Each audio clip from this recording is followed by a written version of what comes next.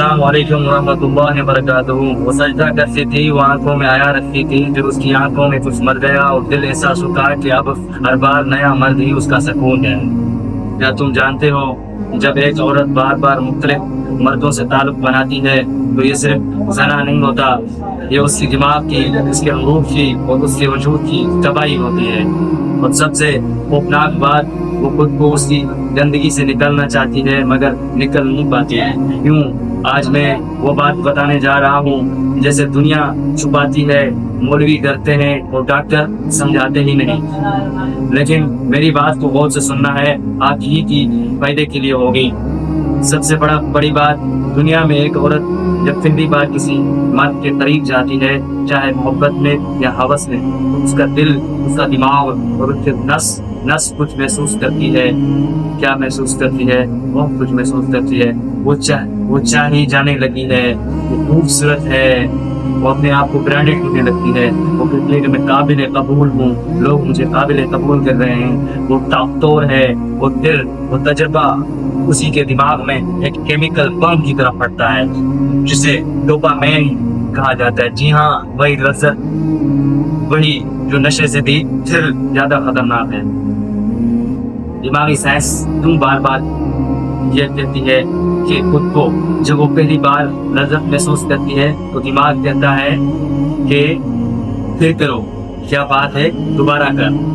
अपने आप को, खुद को कंट्रोल करने के लिए बार बार न क्या करो, उसका दिमाग से कहता है दोबारा कर। फिर वो दोबारा किसी मर्द से मिलती है, फिर वही जज्बा, फिर वही मैं खास हूँ का एहसास, फिर वही केमिकल डोपामाइन, एक्सीटोसिन, एंडोर्फिन, वही चीजें उसके अंदर फिट हो जाती हैं। और अब वो लज्जत से नहीं बल्कि आदत से करती है। जब एक बार वो कहती है मजा लूं, दूसरी बार कहती है मैं मजा लूं, जब वो एंड आखिरी बार जाती है वो मजबूरी बन जाती है। वो लज्जत के लिए, आदत के लिए करती है। ये आदत नहीं, ये दिमागी बीमारी है। इसको डिस्कवर सेक्सुअल बिहेवियर कैप्लोसिव कहते हैं। और सितम लड़की क्या है, वो हर बार खुद से नफरत करती है, हर बार कहती है कि मैं अब बस ये आखिरी बार है। लेकिन वो कहती तो है अब बस ये आखिरी बार है, मगर अगले दिन फिर वही रास्ता। क्यों? क्योंकि वो आप खुद पर काबू नहीं रख सकती, अब अपने आप पर काबू नहीं रखेगी। शैम ये वही है जो सबसे खतरनाक होता है, सबसे खतरनाक साइकिल होता है। गुनाह, शर्मिंदगी, दिल की खालीपन, फिर गुनाह।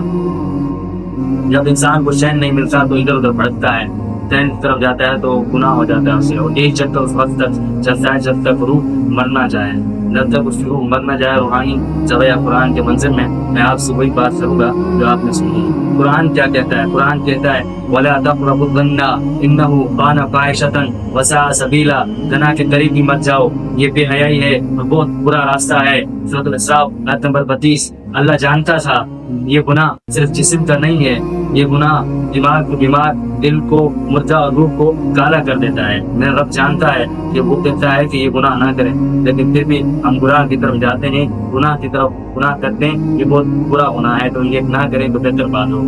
कुछ औरतें कहती हैं कि मैं आज़ाद हूँ, मैं किसी से भी मिल सकती हूँ, मेरा जिस्म मेरी मर्जी है। मगर सुन लो, तुम्हारी मर्जी नहीं है ये, मेरा जैसे मेरी मर्जी छोड़ दो। ये तुम्हारे दिमाग का वो जहर है जो तुम्हें बर्बाद कर रहा है, तुम्हें तबाह कर रहा है, और तुम महसूस भी नहीं कर रही हमारे साथ क्या हो रहा है, हम अपने साथ क्या कर रहे हैं। तुम लोगों को महसूस करना चाहिए।